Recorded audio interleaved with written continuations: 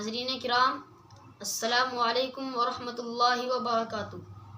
تو ہم آپ کے لیے لائے ہیں قاری حنیف ملتانی کا بیان، جس کا عنوان ہے قیامت کے دن کا منظر۔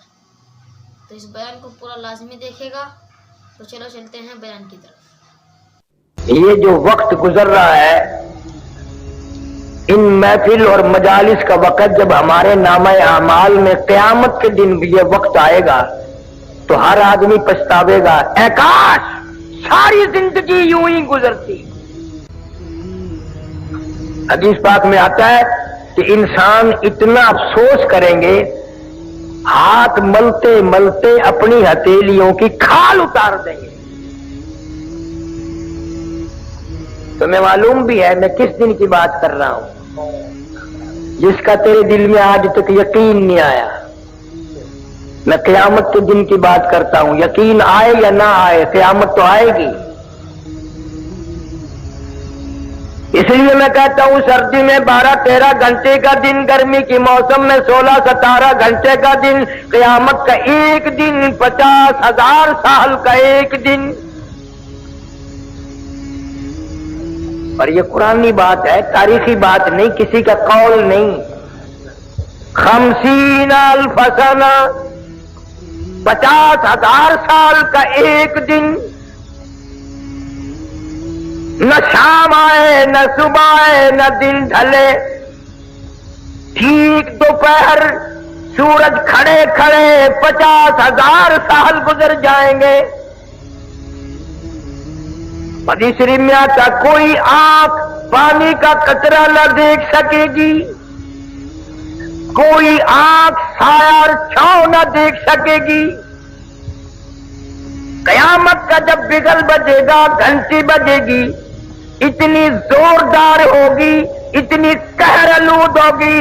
حضور صلی اللہ علیہ وسلم نے فرمایا یہ اتنا بڑا سمندر پوری دنیا کو جس نے لپیٹ رکھا ہے، ندی، نالے، دریا، چشمے، کنویں، حضور صلی اللہ علیہ وسلم فرماتے ہیں صرف بگل بجنے سے، قیامت کی گھنٹی بجنے سے ساری کائنات سے ایک قطرہ پانی نہیں ملے گا۔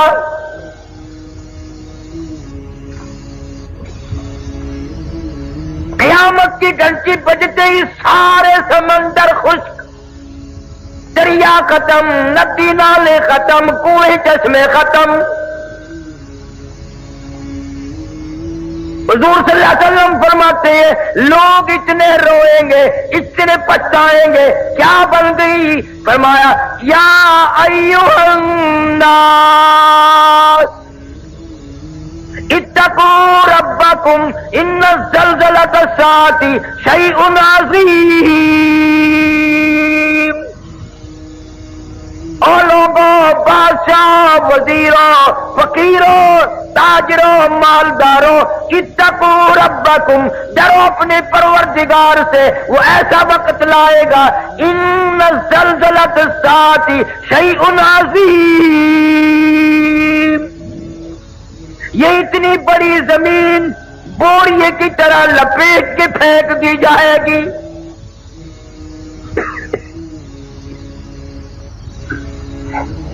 اذا الشمس کورت، سورج بے نور ہو کر زمین پہ گر پڑے گا۔ وَإِذَا النُّجُومُ انْكَدَرَتْ، ستارے ٹوٹ ٹوٹ کر دھڑام دھڑام سے زمین پہ گر پڑیں گے۔ وَإِذَا الْجِبَالُ سُيِّرَتْ، یہ اتنے وزنی پہاڑ کپاس کے گالوں کی طرح ہوا میں اڑتے پھریں گے۔ وَتَكُونُ الْجِبَالُ كَالْعِهْنِ الْمَنفُوشِ، پہاڑوں کا وزن ختم، زمین کا وزن ختم، دریا، ندی، نالے، سمندروں کا پانی ختم۔ حدیث میں آتا لوگ اتنے روئیں گے، اتنے روئیں گے، آنکھوں سے پانی ختم ہو جائے گا، خون کے آنسو نکلیں گے۔ اتنا خطرناک وقت ہوگا، اتنا بھیانک وقت ہوگا، اتنا تباہ کن وقت ہوگا۔ مسلم شریف کی روایت ہے، فرمایا ایک آدمی کی زبان اتنی مارے پیاس کے باہر لٹک جائے گی اس پہ 18 آدمی کھڑے ہو سکے۔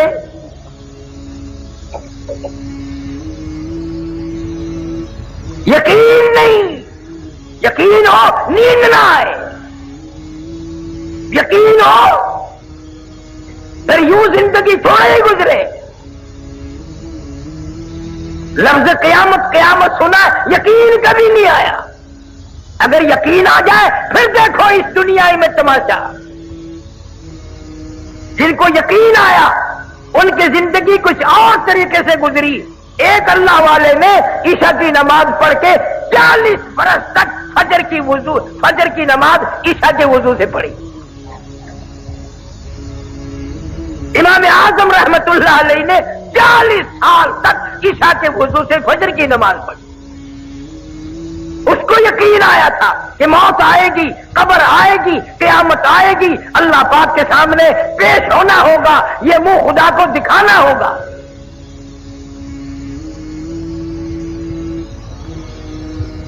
دنیا کی عدالت پہ یقین ہے کہ عدالت نے بلایا ہے، جانا پڑے گا، اور خدا کی عدالت پہ تیرا یقین نہیں۔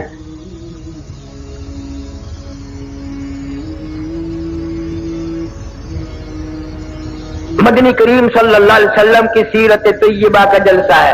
اصل سیرت تو یہ ہے کہ آدمی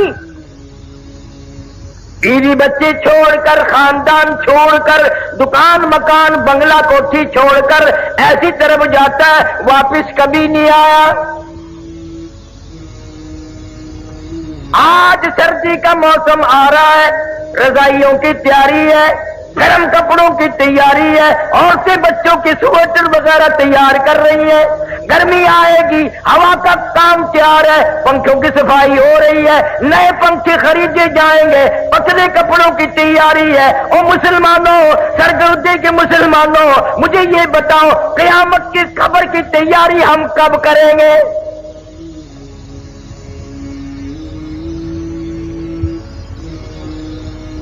سردی کا موسم آ رہا ہے، منہ پہ کپڑا ڈال لیتے ہیں، سوتے وقت ٹھنڈ آ جاتی ہے پچھلی رات۔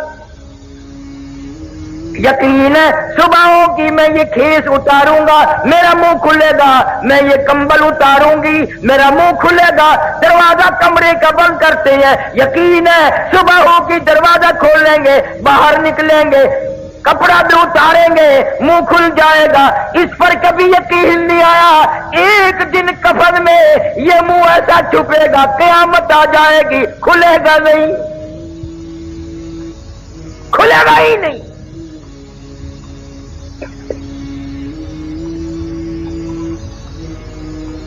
نئے نئے انداز کی آج ہماری موت آ رہی ہے۔ ابراہیم خارشین میں چند مہینے ہوئے، ایک عالم کا انتقال ہوا، اخباروں میں بھی آیا، میں خود بھی گیا تھا۔ مغرب کی جماعت خود کرائی مولوی صاحب نے، اور بعد میں 2 سنتیں پڑھنے لگے، پہلی رکعت کے پہلے سجدے میں ہی موت آ گئی۔ سبحان ربی الاعلیٰ پڑھتے ہوئے موت آ گئی، وضو کے ساتھ موت آ گئی، سجدے میں موت آ گئی، اللہ کے حضور میں عاجزی کرتے کرتے موت آ گئی۔ ساری عبادات میں نماز اہم عبادت ہے، اور نماز کا مقصد سجدہ ہے، سجدے میں موت آ گئی۔ اب دل تو تمہارا بھی کرتا ہے سجدے میں موت آ جائے، اور مسجد میں آتے نہیں۔ کیا حضرت اسرائیل تجھے پکڑ کے دھڑام سے مسجد میں پھینک دے گا کہ سجدے میں گرجا میں آ رہا ہوں؟ دل کرتا ہے، تیاری کوئی نہیں کرتا، یقین ہی نہیں کہ یہ دنیا بڑے بڑے چھوڑ گئے، کیا میں نہیں چھوڑوں گا؟ ہزاروں کو قبروں میں پہنچا دیا، کندھوں پہ اٹھایا، جنازے پڑے، ہزاروں کی قبروں پہ مٹی خود ڈالی، اور اپنے اوپر مٹی پڑنے کا آج تک یقین نہ آیا۔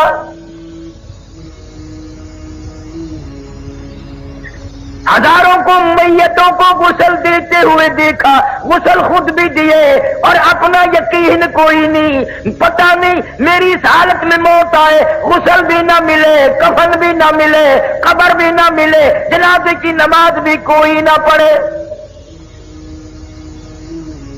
حالات بن رہے ہیں، تمہارے سامنے بن رہے ہیں۔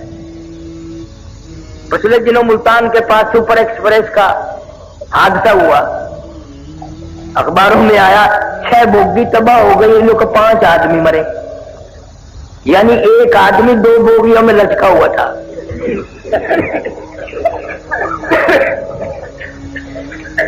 6 بوگی ہے تباہ اور 5 آدمی مرے، باقیوں کا کیا کیا، کہاں گئے پتہ نہیں، دریا میں پھینکے، پتہ نہیں کوئی ٹبا بلڈوزر سے کھود کے اس میں دھکا دے دیا۔ ہاں ہاں تمہارے سامنے ایسا وقت بھی آ جاتا ہے، نہ کفن، نہ قبر، نہ جنازہ، نہ غسل۔ تم اپنے مقدر پہ کبھی نہیں روتے، پتہ نہیں کس حال میں وقت آئے گا، کہاں آئے گا۔ مولانا کی موت تو سجدے میں آ گئی، آج کتنے لوگ ایسی جگہ مر رہے ہیں جہاں کا نام لکھتے بھی شرم آتی ہے۔ ہمارے ملتان میں اخباروں میں آیا، اور میں افسر کو جانتا تھا، بہت بڑا افسر تھا ایک محکمے کا، خدا کی قسم سنا کرتا کرتا لڑکی کے اوپر ہی مر گیا، اندازہ لگا۔ شراب پیتے ہوئے لوگ مر رہے ہیں، حرام کھاتے ہوئے لوگ مر رہے ہیں، اور گانا بجانا کرتے ہوئے یہ تو اکثریت مر رہی ہے۔ افسوس کسی کو نہیں۔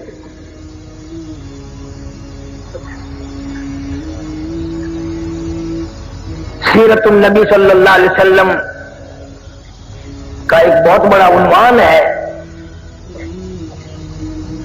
عورتیں اگر سنتی ہیں، سن رہی ہیں تو مبارک ہو، نبی پہلے آیا بھی عورت کی گود میں، اور نبی جب دنیا سے رخصت ہوئے تو عورت کی گود تھی۔ کوئی نہیں کہہ سکتا نہ ابو بکر کی گود تھی، نہ فاروق اعظم کی تھی، نہ عثمان کی تھی، نہ علی مرتضیٰ کی تھی، عائشہ صدیقہ اور فاطمہ الزہرا کی گود تھی۔ نبی تشریف لائے ایسے خاندان میں، حضرت کے والد کا کیا نام ہے؟ حضرت عبداللہ۔ تم نے کبھی سوچا ہے وہ کیسا جوان ہوگا اللہ پاک جل شانہ نے جب ساری کائنات کے سردار کے باپ ہونے کا شرف بھی جس کو بخشا ہوگا، وہ کتنا شریف ہوگا کہ امام الانبیاء کا باپ بنا دیا۔ ہمیں تمہیں تو پہچان نہیں، سیرت کی کتابوں میں لکھا ہے کہ ایک لڑکی یہودی حضرت عبداللہ کے چہرے پہ اس کی نگاہ پڑی مکے کے بازار میں، راستہ روک کے کہنے لگی نوجوان میرے ساتھ شادی کر لو۔ حضرت عبداللہ کمی کترا کے نکل گئے، بھلا جو امام الانبیاء کا باپ ہو وہ غیر لڑکیوں سے کیسے بات کرے؟ یہ تو ہمارا زمانہ ہے نا، چٹی داڑھی، سر ہل رہا ہے، قبر کی تیاری ہے، کالا برقع دیکھ کے انہیں ہینگنے دی میں گڈھا ہینگ دیو۔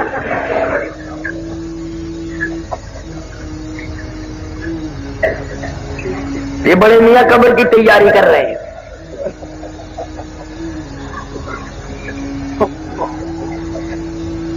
حضرت عبداللہ کے چہرے پہ لڑکی کی نگاہ پڑی، لگا میرے ساتھ شادی کر لو۔ کوئی جواب سوال نہ دیا، نکل گئے۔ سال بعد حضرت عبداللہ کو اسی لڑکی نے پھر دیکھا اور کہنے لگی نوجوان یاد ہے میں نے شادی کی فرمائش کی تھی؟ ہاں یاد ہے۔ تم نے میرے متعلق یہ خیال کیا ہوگا میں کوئی بازاری عورت ہوں، بگڑی ہوئی عورت ہوں، میرا کریکٹر خراب ہے، یہی خیال کیا ہوگا نا؟ فرمایا نہیں میں نے کوئی خیال نہیں کیا۔ کہنے لگی میں بازاری عورت نہیں، توریت کی حافظہ ہوں، میری توریت میں نبی آخر الزمان صلی اللہ علیہ وسلم کے باپ کی جو نشانیاں ہیں، تیرا ماتھا ان نشانیوں کی گواہی دے رہا تھا۔ تیرے ماتھے میں نور نبوت چمک رہا تھا، میں چاہتی تھی میری ساتھ شادی ہو جائے، اس نبی کی ماں میں بن جاؤں۔ اور کہنے لگی آج میں تجھ سے شادی کے لیے نہیں کہتی، کیوں کہ تیرے ماتھے میں اب نور نبوت نہیں رہا، تیری شادی ہو گئی ہے اور وہ نور نبوت تم نے کسی عورت کے پیٹ میں منتقل کر دیا۔ یہودی کی لڑکی نے نبی کا باپ پہچان لیا اور تم نے آج تک نبی کو نہ پہچانا، نبی کا قرآن نہ پہچانا، نبی کے اصحاب نہ پہچانے، کی مرضی آئی چل رہا ہے۔ قرآن کا یعرفونہ کما یعرفون ابناءہم، یہودی لوگ نبی کو اس طرح پہچانتے تھے جیسے اپنے بیٹوں کو پہچانتے ہیں، لیکن جان بوجھ کر مدنی کریم صلی اللہ علیہ وسلم کی مخالفت کرتے تھے، راہ میں روڑے اچکاتے تھے۔ خدا کی قسم سرگودی کے مسلمانوں، تم نے کبھی سیرت کی کتابوں کا مطالعہ نہ کیا، تم نے صرف شعر سنے، یہ سنا نبی اتنا حسین تھا، نبی اتنا خوبصورت تھا، ہمارے نبی اتنے ماجبی تھے، اس قدر ہولیہ اچھا تھا، یوں تھا یوں تھا، مگر تم نے یہ کبھی نہ سوچا وہ کیا بات تھی جب اس چہرے پہ جس کی قرآن میں اللہ نے قسمیں کھائی ہیں، مکے والوں نے اس چہرے پہ پتھر مارے۔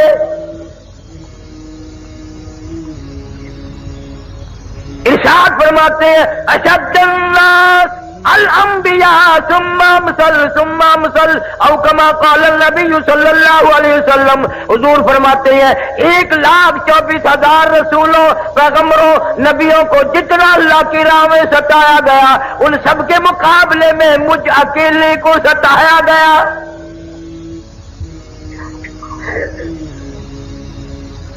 امی عائشہ صدیقہ رضی اللہ تعالیٰ عنہ فرماتی ہیں میری آنکھ نے مدینہ منورہ میں رہتے رہتے 3 چاند دیکھ لیے، لگاتار 3 مہینے گزر گئے، نبی آخر الزمان صلی اللہ علیہ وسلم کے چولہے میں آگ نہ جلی۔ اور فرماتی ہے کتنا وقت تو ایسا گزرا مجھے خود 24 گھنٹے میں ایک کھجور کا دانہ اور ایک پیانے کا پیالہ ملتا تھا، پانی بھی مول ملتا تھا، وہ بھی رج کے نہیں۔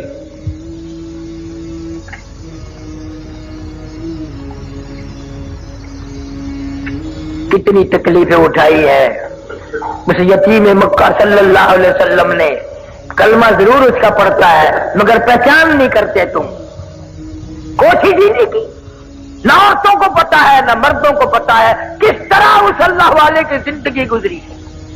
میں دعا کرتا ہوں اللہ آپ سب کو حج بیت اللہ نصیب فرمائے، مدینہ منورہ کی زیارت نصیب فرمائے، گنبد خضرا کے پاس کھڑے ہو کر خدا کی قسم یہ پوچھ لینا اور کالی کملی والے صلی اللہ علیہ وسلم تیرا اس قرآن پہ کلمے پہ کیا خرچ ہوا؟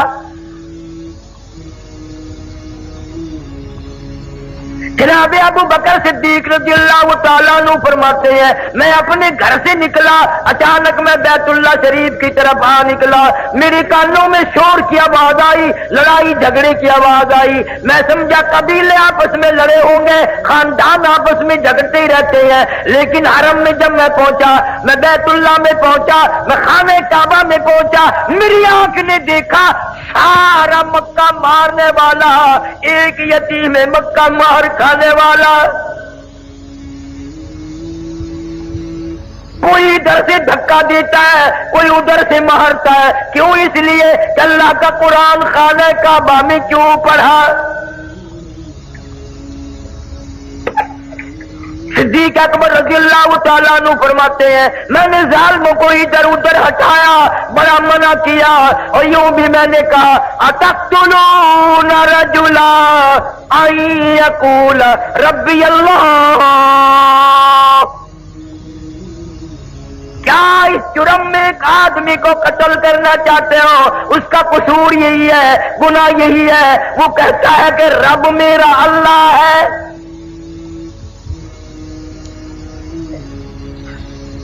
فرماتے میرے منع کرتے کرتے ادھر ادھر لوگوں کو دھکا دیتے دیتے ایک ظالم آگے بڑھا اور اس نے حضور کریم صلی اللہ علیہ وسلم کی پیارے پیارے گلے میں گردن مبارک میں کپڑا ڈال لیا. اتنے بل چڑھائے اتنے بل چڑھائے.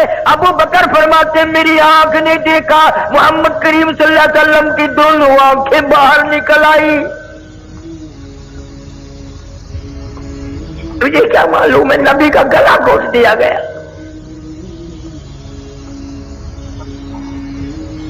صدیق اکبر رضی اللہ تعالیٰ عنہ فرماتے ہیں اس ظالم کو میں نے ہٹایا, بڑی مشکل سے آپ کے گلے میں سے کپڑا نکالا. ایک اور کمینے نے آ کر آپ کے گردن مبارک میں کپڑا ڈال کر اتنا زور سے جھٹکا مارا, میری آنکھ نے دیکھا حضور صلی اللہ علیہ وسلم کے منہ مبارک میں جھاگ آ گئے.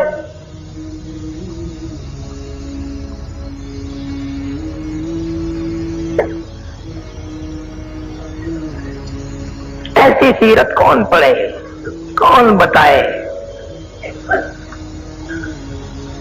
امی عائشہ صدیقہ رضی اللہ تعالیٰ عنہ قسم کھا کے فرماتی ہیں 23 برس میں ایک وقت بھی ایسا نہیں جو نبی صلی اللہ علیہ وسلم نے پیٹ بھر کے کھانا کھایا ہو. 23 سال.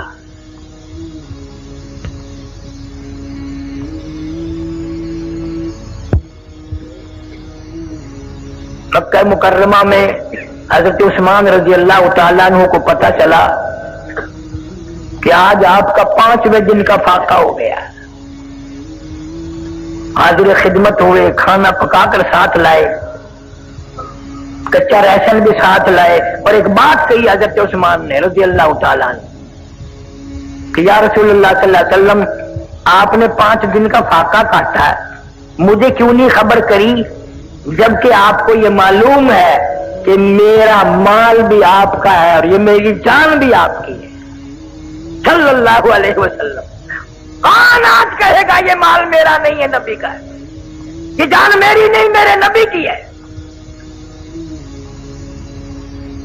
اور اتنا ادب کیا عثمان نے سارے کہہ دو رضی اللہ تعالیٰ عنہ, کہ ساری امت کو شرمندہ کر دیا, ساری امت کو شرمندہ کر دیا عثمان نے.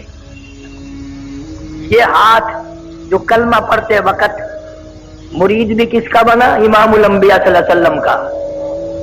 مرید بھی دیکھو پیر بھی دیکھو, جو ہاتھ بیعت کرتے وقت مسلمان ہوتے وقت کلمہ پڑھتے وقت نبی کے ہاتھ پہ رکھا تھا, قسم کھا کے فرماتے ہیں ساری زندگی اس ہاتھ کی اتنی حفاظت کی, ساری زندگی میں کبھی استنجے کی جگہ اس ہاتھ کو نہیں لگنے دیا, شرمگاہ کو کبھی نہیں لگنے دیا. کیوں؟ یہ وہ ہاتھ ہے جو نبی کے ہاتھ پہ رکھا تھا. کون ایسا ادب کرے گا؟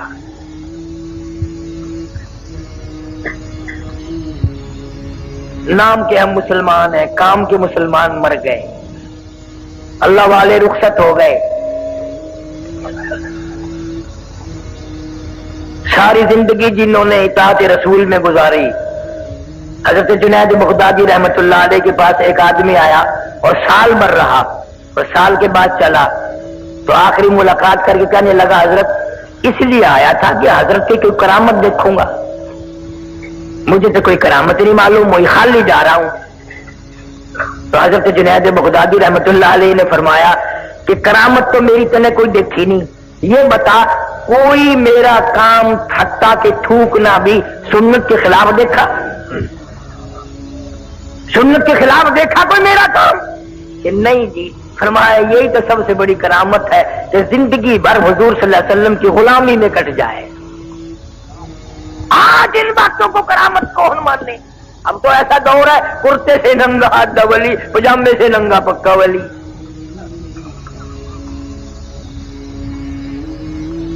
سنت کی تابع داری کو لوگ ولایت نہیں سمجھتے. ہمارے اکابر علماء دیوبند نے حد کر دی تقوی میں, پرہیزگاری میں, علم میں, عمل میں, برتاؤ میں, جہاد میں. مولانا مظفر حسین کاندھلی رحمت اللہ علیہ قریب کے زمانے کے بزرگ گزرے ہیں, नवाब हैदराबाद, नवाब मलेर कोटला, नवाब ग्वालियर, ये मुसलमान नवाब जो थे तो आपस में इकट्ठे होते, आप बातें चलती हैं, एक दूसरे को कहते हैं तेरी कमाई हराम है, तेरी कमाई ठीक नहीं है, कसम है खुदा की। फिर फैसला ये होता कि मौलाना मुजफ्फर हुसैन को कोई लुकमा खिला के देखो, अगर इसका माल हलाल है तो हजम हो जाएगा, वरना मौलाना को उल्टी हो जाएगी। मेरे अकाबिर ऐसे थे, उनके हलक को कसौटी के तौर पर इस्तेमाल किया गया।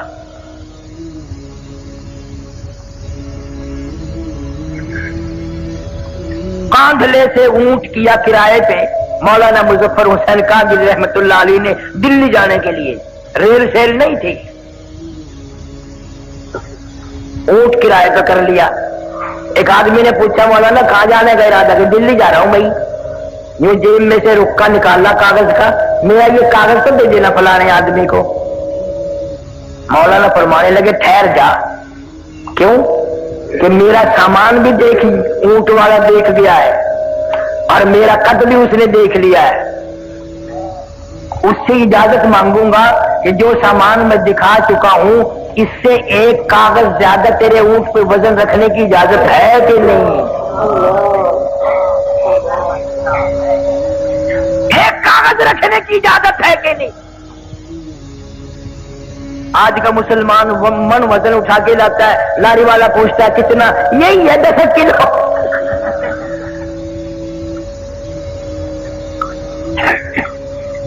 अच्छे वाले लोग आप जाते टिकट गाड़ी में ले लेती है, चीटी आता है नदी नीचे को यूं को रात दिन फरेब, धोखाबाजी, बदमाशी। मौलाना मुजफ्फर हुसैन कादरी रहमतुल्लाह अलैह ने दिल्ली से बैली किराए पे की, बैलों वाली कांध ले आने के लिए। दौराने सफर थोड़े से चले थे, दिल्ली से पूछ लिया उस बैली वाले से कि भाई ये बैली किसकी है? उसने बताया फलानी कंजरी की है। ओए मौलाना नीचे उतर गए, भाई मुझे पेशाब करना है, और फिर उसके साथ पैदल चलते रहे। मेरे पैर दुख हैं, मैं सीधे कर रहा हूं, जरा खुल जाएंगे ना। वो कहने लगा रास्ते में मौलाना मैं समझ गया हूं, आप इस बैली में सवारी नहीं करेंगे, कंजरी की है। मैंने बता दिया, बुरा किया, मैंने बता दिया कि हाँ भी बात तो इसी तरह। और कहने लगा मौलाना फिर मुझे वापस ही कर देते, मैं वापस चला जाता।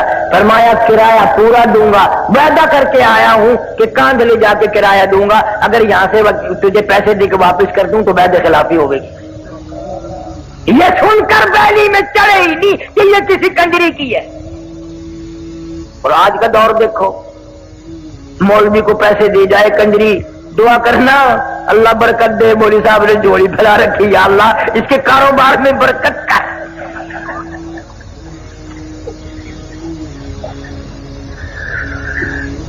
कौन पूछे कि तेरा धंधा क्या है? किबला वालिद साहब मरहूम मेरे जिंदा थे, मुल्तान के चौक बाजार से हम गुजरने लगे, एक आदमी ने उठ करके मेरी यूं बाजू पकड़ा, कार्य नीब है। मैंने कहा हाँ। कहने लगा जुम्मे में सबके लिए दुआ करता है, मेरे लिए भी दुआ कर, मेरी दुकान बिल्कुल खत्म हो गई है। तो मौलवियों की तो आदत है फौरन का ये अल्लाह बरकत करे भाई। और मैंने यूं पूछ लिया मगर तेरा कारोबार क्या है? कहने लगा कफन बेचता हूं।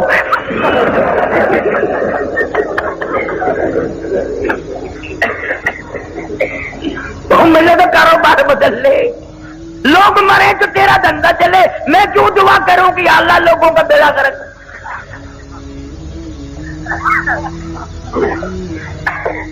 हमारे यहाँ मुल्तान में डॉक्टर सईद साहब है, जिंदा है, अभी लक्कड़ मंडी मोड़ पे है। उन्होंने जब कितने साल की बात होगी, पहले जब दुकान खोलने का प्रोग्राम बनाया तो मेरे दोस्त मुझे भी ले गए कि जी डॉक्टर साहब दुकान खोल लेंगे, दुआ करो।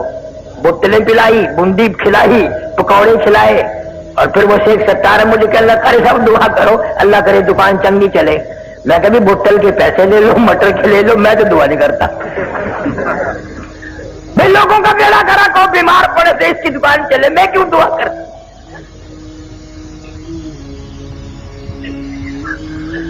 हम तो ऐसे बुजुर्गों के मानने वाले हैं, कसम खुदा की। किबला मौलाना अहमद अली साहब लाहौरी रहमतुल्लाह अलैह ने ساری زندگی میں بے نماز کے ہاتھ کا پانی نہیں پیا، بے نماز کے ہاتھ کی روٹی نہیں کھائی۔ کبھی آپ نے بھی فکر کیا کہ یہ گھر والی نماز پڑھتی ہے کہ نہیں، جو کئی کئی کھانے تیار کر کے رکھتی ہے، سبحان اللہ، نماز ہی پڑھتی ہے کہ نہیں؟ تمہاری مجبوری ہے، اگر عشاء کی نماز کے بعد تم نے 3 دن جا کے پوچھ لیا نماز پڑھی کہ نہیں، نماز پڑھی کہ نہیں، تیسرے دن آواز آ گئی کہ تیرا بستر ہو پرلی بیٹھک میں ہے۔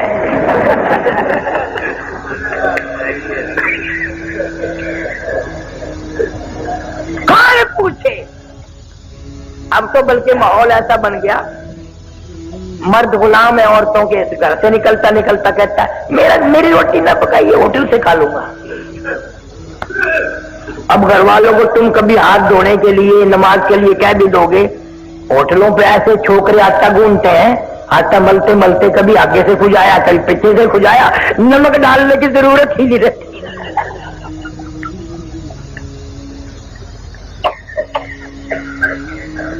مولانا احمد علی صاحب لاہوری رحمت اللہ علیہ کا امتحان بھی ہوا، کراچی سے دریائی سمندری اسٹیمر والے جہاز میں سوار ہوئے، حج کے لیے تشریف لے جا رہے ہیں، جہاز کا عملہ نماز نہیں پڑھتا، 13 دن میں جد جہاز جا کے لگا، لاہوری نے 13 دن کا لگاتار فاقہ کر دیا۔ اگر آپ کو یہ ویڈیو پسند آئی تو ویڈیو کو لائک کریں، شیئر کریں اور ہمارے چینل کو سبسکرائب کریں۔ تو ملتے ہیں اگلی ویڈیو پر، تب تک کے لیے اللہ حافظ۔